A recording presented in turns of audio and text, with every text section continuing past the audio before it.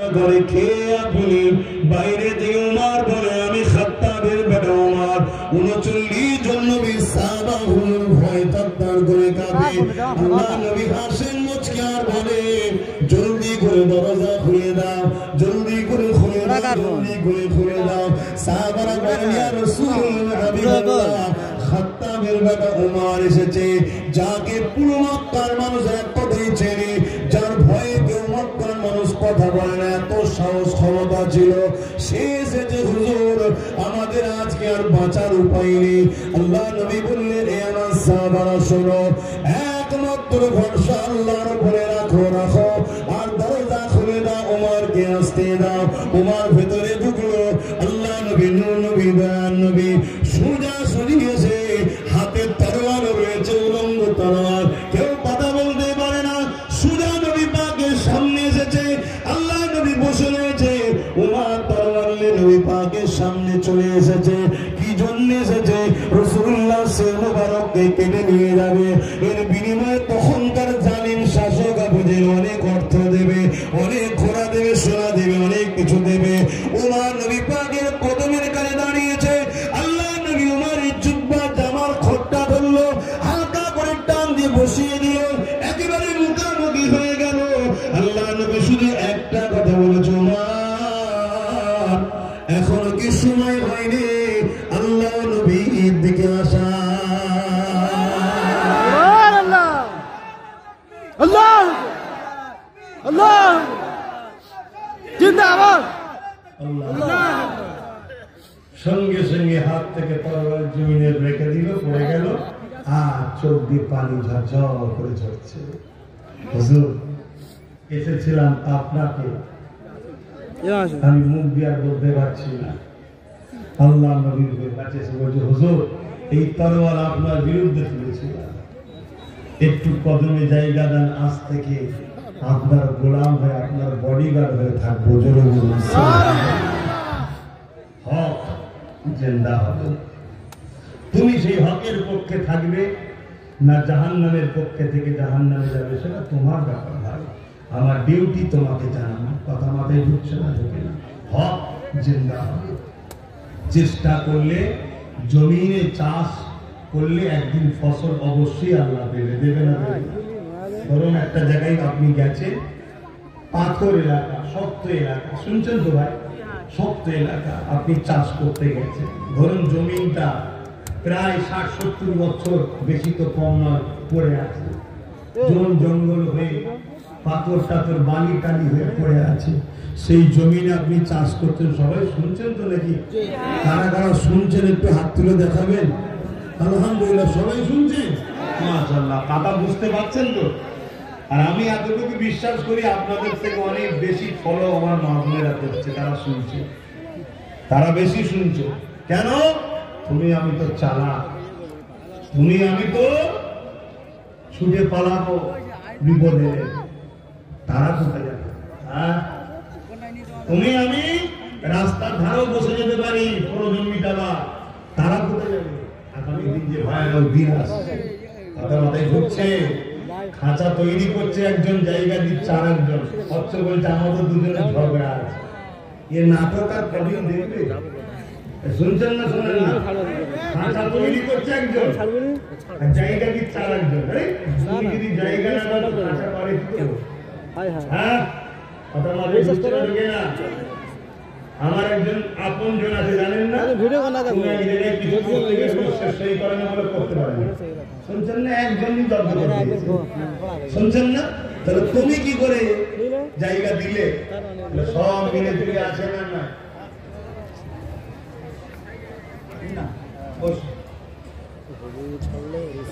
শুনছেন না? শোনেন না?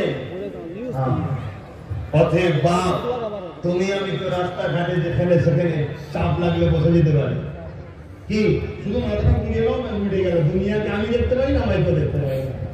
কি রেল লাইনের দিকে গেলে, ট্রেনে গেলে বেশি দেখা যায়, ট্রেনে গেলে দেখা যায় কি অবস্থা। হ্যাঁ, শুধু মাথাটা পুড়িয়ে নিয়েছি, যেন মনে হচ্ছে ওকে আর কেউ দেখতে পারি, কাউকে দেখতে পারি না, মনে হচ্ছে আমাকে দেখতে পারি। লজ্জা শরম সব শেষ। হ্যাঁ, মানুষ আর পশুর মধ্যে পার্থক্য কোথায়? কথা বুঝলে? তো যাক, হযরত ওমর ফারুকের চোখ ভরা পানি আমার রাসূলুল্লাহর কদমে এসে গেল। আল্লাহ আমার নবী পাকের দিকে, কেন রাসূল দোয়া করেছিলেন, আল্লাহ হাই ওমর না আবু জেহেল, দুজনের মধ্যে একজনকে দিন ইসলামে দেন। আল্লাহ আমার রাসূলের দোয়া ওমরের জন্য কবুল করলো, আবু জেহেলের জন্য হলো না। কেন আবু জেহেল ছিল বিয়াদব, উমরের মধ্যে জাহিলিয়াতের ওই দিকে থাকলেও কিন্তু উমর বিয়াদব ছিল না। আল্লাহ উমরকে হেদায়েতের আলো জানিয়ে দিল। জোরে বলুন সুবহানাল্লাহ। এই জন্য বলা হয় যে মানতে না পারো দূরে থাকো, বিয়াদবি করোনার কথা বলো না, বিয়াদবি করো না, ক্ষতি হবে। রিসেন্ট বেশ কিছু বাদল লাপাচ্ছে, সব দেখছেন না, বিশাল লাপাচ্ছে। কি লাপাচ্ছেন, কি নাচা নাচছে। এখন বাদর গুলোকে জিজ্ঞেস করা হয়, ভাই তোমরা পেলে কি? ও বাদর বলে, ভাই কলা ছাড়া বাদর আর কি পায়, ঠিক না? মালিক তো সব পেয়ে গেল, তুমি কি পেলে? তা আমার কমের কিছু এরকম বাদর আছে, লাপাচ্ছে, এর কথাই তার কথাই লাপাচ্ছে। ওরে বাদর, তুই কি পাস? তুই কি পাস? যার হয়ে হই হই করছিস সে তো বিরাট কিছু করে নিচ্ছে, তুই কি পাচ্ছিস বল? অতএব উলামা হিসাবে, নবীর খানদান হিসাবে আমি সবাইকে দাওয়াত দিচ্ছি, আসো আসো, ওঠো, আগিয়ে চলো। যতদিন বাঁচবে মোস্তফা জানে রহমতকে লিডার বলে, নেতা বলে, রসুল বলে মানবে, বাকি কাউকে নয়। মানতে রাজি আছো না? নয় হাত তুলে বলে রাজি আছো না? রাজি আছো না? আল্লাহ হাতকে কবুল করেন, আল্লাহুম্মা আমিন। আরো যেন আল্লাহুম্মা আমিন। অতএব বন্ধুত্ব করবে তার সাথে, একতা হবে তার সাথে, যার দ্বারা মসজিদ মাদ্রাসার উপকার যদি নাও হয়, যেন ক্ষতি না হয়। শুনছেন না? শোনেন, ক্ষতি তো কমসে কম যেন না হয়ে যায়। আজকে এখানে দুটো বাচ্চা পাগড়ি পেল, তাই তো নাকি? দুটো বাচ্চা পাগড়ি পেল, এটা কি নবীর গান নয়? এই মাদ্রাসাগুলোকে বারবার নানা রকম ভাবে ক্রিটিসাইজ করা হয়। মাদ্রাসাগুলোকে বন্ধ করে দেওয়া দরকার, এই করে দেওয়া দরকার, মাদ্রাসা এই শিক্ষা হয়, মাদ্রাসা ওই শিক্ষা হয়, কি বলা হয় না? হয় না। অ্যাকচুয়ালি মাদ্রাসার উপরে রাগ কেন? মাদ্রাসা যদি থাকে, আমাদের তো বাকি সব দিকে শিক্ষা বন্ধ করে দিয়েছে। মাদ্রাসাটাই এখন আমাদের একমাত্র গতি আছে, না কি? মাদ্রাসা যদি থাকে তাহলে একটু হলেও শিক্ষা পাবে না? পাবে না? আরে ধর্ম শিক্ষা সাথে দুনিয়াবি শিক্ষা পাবে না? পাবে না? এই জন্য আমরা যাতে শিক্ষিত না হয়ে উঠি। শিক্ষিত হলেই চোখ খোলে, চোখ খুললেই অন্যায় দেখলে বলবে। মাদ্রাসায় কি শিক্ষা দেওয়া হয়? মাদ্রাসায় মানুষ তৈরি করার শিক্ষা দেওয়া হয়। জোরে বলুন সুবহানাল্লাহ। স্কুল কলেজ ভার্সিটিতে ডিগ্রি পাওয়া যায়, পেটে শিক্ষা দেওয়া হয়, ভালো মানুষ তৈরি হয় মাদ্রাসাতে। আর না হয় এমএ পাস করেছে, বিএ পাস করেছে, বড় বড় পদে বসে আছে, চুরি করা ঘুষ খাওয়া ছেড়েছে। এখন বলেন, কিন্তু মাদ্রাসায় পড়াশোনা করে যারা বেরোয় তারা ঘুষ খায় না, তারা চুরি করে না, তারা জুলুম করে না, তারা এতিমের মেরে খায় না, তারা বিধবার মেরে খায় না, তারা রাত্রিরে বাড়ি যায় না। যায় নাকি মাদ্রাসার ছাত্ররা? কথা বলেন কেন? এরা উপযুক্ত মানুষ তৈরি করার কারখানা। আমিনার লালের ঘর মাদ্রাসা থেকে বেরিয়েছে। জোরে বলুন সুবহানাল্লাহ। তাই আমি প্রত্যেক জায়গায় শিক্ষা দিই, আপনাদের ঘরেও শিক্ষা দিচ্ছি। প্রত্যেকটা বাপ, প্রত্যেকটা মাকে বলবো, একবেলা খাওয়া কম হয়, কম হোক, একবেলা শুকিয়ে থাকেন দরকার হয়। আর যদি না কথা শোনেন, আগামী দিন সপ্তাহ পর সপ্তাহ পানিও দিবে না, যেটা অন্যান্য জায়গায় হচ্ছে। দেখুন না দুনিয়ায়, যদি কথাটা না মানেন, একবেলা হলেও শুকিয়ে থাকুন, বাচ্চাগুলোকে পড়ান। আর দুই জায়গায় পড়াবেন। কোন জায়গায়? দুই জায়গায় পড়াবেন। সার্টিফিকেটের দরকার আছে, স্কুল কলেজ ভার্সিটিতেও পড়াবেন, আর ভালো মানুষ হওয়ার দরকার আছে, এই নবীর কারখানাতেও পড়াবেন। শুনছেন তো নাকি? মাদ্রাসাতেও পড়াবেন। দরকার হয় গ্রামের মাদ্রাসা সিস্টেম গুলো চেঞ্জ করে নেন। প্রতিটা গ্রামেই তো কম বেশি এখন মাদ্রাসা আছে। হয় যদি স্কুলে যেতে হয় 10টা 11টায়, তাহলে আপনি সকালে 8টায় করে দেন, কি আরো সকালে করে দেন 7টা থেকে। শীতের সময় একটু কষ্ট হবে ঠিকই, কিন্তু সিলেবাস চেঞ্জ করবে, মানে একটুখানি ব্যবস্থাটা করুন। মাদ্রাসাতেও যাবে ভালো মানুষ হওয়ার জন্য, কারণ মাদ্রাসায় মা বাপের প্রেম শিক্ষা দেওয়া হয়। তাই মাদ্রাসার ছেলেরা কখনো মাকে বৃদ্ধাশ্রমে রেখে এসছে একটা দেখাতে পারবেন না পৃথিবী জুড়ে। পৃথিবী করে দেখাতে পারবেন না। হতে পারে আমাদের কর্মের দোষে, আমাদের মাদ্রাসার ছাত্র বা মাদ্রাসা থেকে যারা পড়াশোনা করে তারা হয়তো ভালো ভালো চাকরি বাকরি কারখানা ফ্যাক্টরি তৈরি করতে পারে না, এর জন্য আমার কম দোষী, এর জন্য আমার কম দোষী। কিন্তু ইমামতি বেশিরভাগ করে, আর ইমামের মাইনে আমার কম, এত কমিয়ে দিয়েছে, এটা আমার কমের দোষ। আমার কমের উচিত প্রত্যেকটা ইমামকে কম করা হলো 12 থেকে 15,000 টাকা মাসে মাইনে দেওয়া দরকার। যে আল্লাহর ঘরে ডিউটি করছে দেই না আমার কম, সব জায়গায় খরচ করছে আমার কম। ফাংশনের চাঁদা 1000 টাকা, ওখানে কে মিছিল করবে 1000 টাকা, ওখানে কি হবে 1000 টাকা, সব জায়গায় তোমাদেরকে দিতে হচ্ছে, আগামীটা আরো দিতে হবে। আর সব জায়গায় দিয়া বন্ধ হয়ে যাবে যদি তোমরা এক মুঠো হয়ে মসজিদটাকে ভালোবাসো, ইমামকে ভালোবাসো, আলেমকে ভালোবাসো। আমরা বলে যাচ্ছি, আমি আব্বাস সিদ্দিকী বলে যাচ্ছি, কোন দাদা তোমাকে চোখ তুলে বলতে পারবে না যে 2000 টাকা দিবি। আমি বলে যাচ্ছি, তুই পরিবর্তন শুরু হও। তোমাকে দেখলে তোমার ওই শয়তান দাদার কলিজাটা এমনি ছিটকে যাবে, তোমার মধ্যে আল্লাহ একটা পাওয়ার দিবে। তুমি তো ঠিক লাইনে নাই, ঠিক লাইনে নাই, ঠিক লাইনে নাই বলেই তো আজকে তো সমস্যা হচ্ছে। ভাই আমি একা বকছি না তো, আপনারা শুনছেন তো? এখন আবার সাক্ষী চোখ বসে আছে। এইসব মুরব্বীগুলো স্বাধীন নেই, কথা বলতে পারবে? বলুন, এই তো স্বাধীন নেই। কি সমাজ তৈরি করে, কি উঠে যে গ্রামে মুরব্বী বাপ মায়ের কথা বলার অধিকার নেই, যে গ্রামে ইমামের অধিকার নেই, ওই গ্রামে আল্লাহর রহমতের আশা করেন কেন? অতএব এর ব্যবস্থা আমাদের যুবকদের করতে হবে। শুনছেন তো বাপ ভাইরা? যদি না জাতির কথা, সামুদ জাতির কথা রিসেন্ট তোমাকে জানালাম, রিসেন্ট দেখো না, খোদার মার হচ্ছে। কিছুদিন আগে একটা বিমার এসেছিল না, হ্যাঁ, এই রিসেন্ট তো এলো নাকি, সব পৃথিবীর দাদা দাদা সব ঘরে দরজাতে বসছিল, দেখেন খোদার মার আবার আসবে যদি পরিবর্তন না হও। আর তুমি পরিবর্তন হও, আলেমকে আলেমের সম্মান দাও, ইমামকে ইমামের সম্মান দাও, মুয়াজ্জিনকে মুয়াজ্জিনের সম্মান দাও, মসজিদগুলোকে বাঁচাও, মসজিদগুলোকে আবাদ করো, নামাজ পড়ো, গ্রামের মুরব্বী বাপেদের কথা বলার অধিকার দাও, তাদেরকে সম্মান মর্যাদা দাও। তুমি একটা যুব সমাজ, একটা সংগঠন করো, ইউনিট করো, একতা করো, যে আমার গ্রামে রাসূলুল্লাহ বিরোধী কোনো কর্মকাণ্ডকে প্রকাশ্য হতে দেবো না। এই সংগ্রাম তোমরা তৈরি করো।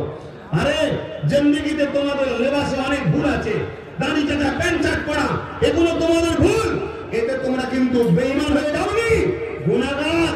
কিন্তু রাসূলের দ্বীনের যদি ক্ষতি করো তাহলে মনে রাখবে বেঈমান হয়ে যেতে হবে। আমার আওয়াজ বুঝছেন তো নাকি? হ্যাঁ, কারণ অনেক কষ্ট করেছে রাসূলুল্লাহ। ও তায়েফের জমিনে গিয়ে যখন রাসূলুল্লাহ দ্বীনের প্রচার করতে যাচ্ছে, মক্কার জালিম সন্ত্রাস নেতাগুলো, তায়েফের নেতাগুলোকে বলে দিল মুহাম্মদকে ঢুকতে দিবি না। আজকে রাসূলুল্লাহর গোলাম আমি আব্বাস সিদ্দিকী গেলেও অনেক সমস্যা, অনেক জায়গায়, এখানে হচ্ছে কেন জানি না, অনেক জায়গায় হয়। আল্লাহ শুকর আমার ছেলেরাও সব তৈরি আছে, একদম হাইকোর্ট পর্যন্ত চলে যায়, যে পারমিশন বার করলেও করে, ছাড় এনে হাল যা বাধা হলেই ছেলেরা শেখে, ঠিক না বেঠিক? এই ছোট ছোট বাচ্চাগুলো হাঁটতে পারে, ঠিক না? কি করে হাঁটতে শিখেছে? বাধা হয়েছে, তাই তো নাকি? প্রথম চলতে গেছে, হচটকে পড়েছে, নাক ফেটেছে, ঠোঁট কেটেছে, মা যদি কোলে তুলে রেখে দিত, জীবনের হাঁটতে শিখতাম আমরা?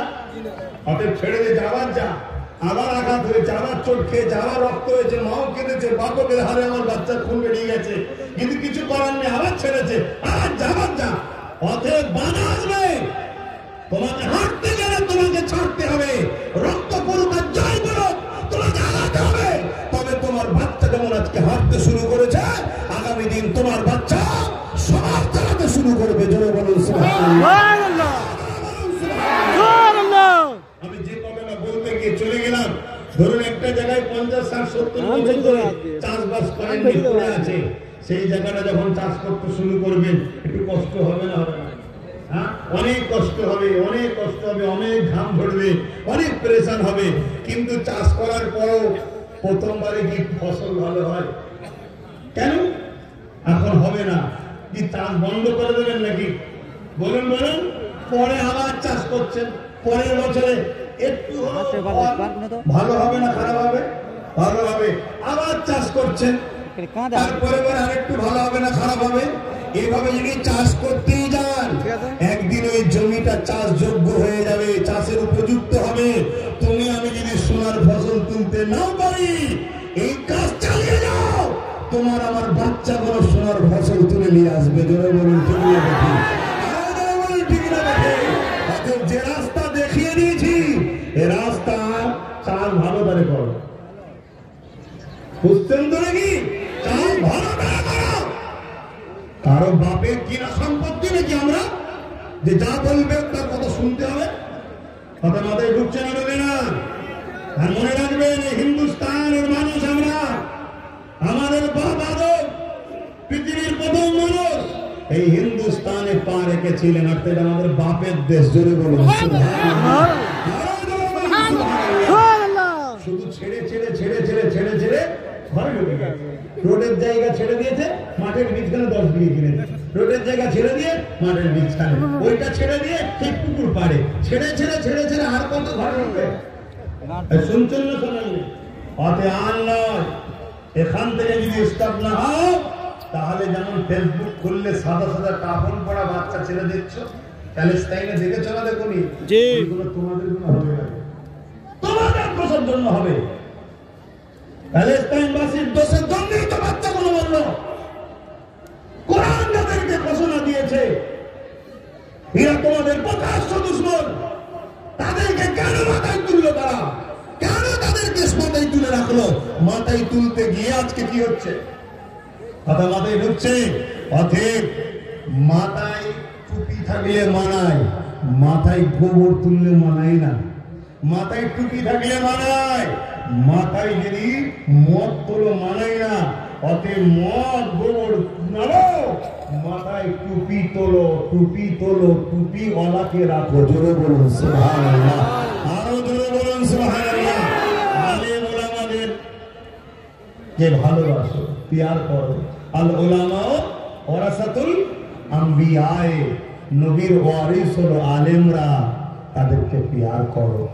আল্লাহ নবী বলেছেন, কিয়ামতের দিনে আল্লাহ পাক আলেমদের ঘরে বেহিসাব জান্নাত দেবে এবং আলেমদের সাথে তাদের ভালোবাসার মানুষগুলোকেও জান্নাতি দেবে।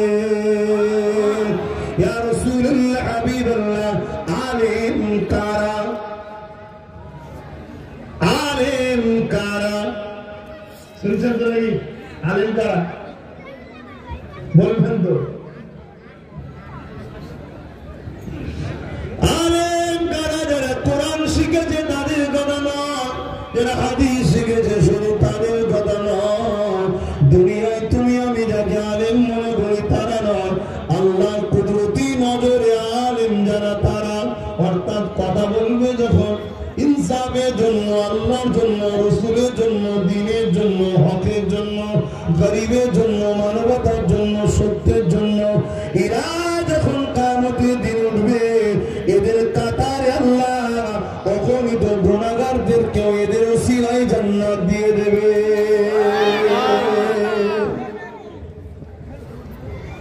কি অসুবিধা হচ্ছে? হ্যাঁ, তাই শুধু না, ও তো শুনবে। হ্যাঁ, আসেন সকলে একটু সালাতু সালাম দিয়া নবী।